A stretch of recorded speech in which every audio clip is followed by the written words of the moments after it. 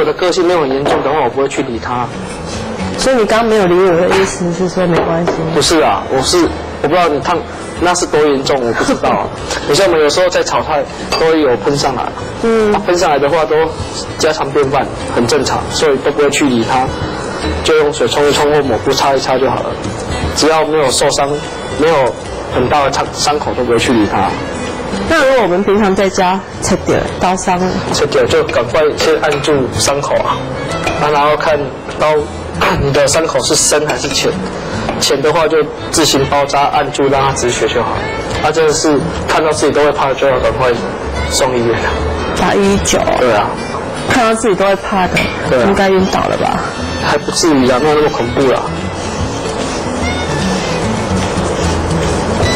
在家只有切菜啊。对啊。不切到太夸张，应该也不会啦。也不一定哦，有时候。有一多点啊。你也无说你要剁肉去煮，为煮啊剁落去嘛，做恐怖的。大拇指而已，大拇指这样的公多吃蔬菜不是很好？对啊，切的比较小啊，伤口比较好。对，愈合。好，我们都包好了，要把它下油锅炸啦。这样炸多一点，感觉很爽快了。很爽快哈。对啊。你看，这就是你这么受到欢迎的原因。大气大方。老师你在炸的时候，我也没有闲着哦。赶快吃，对。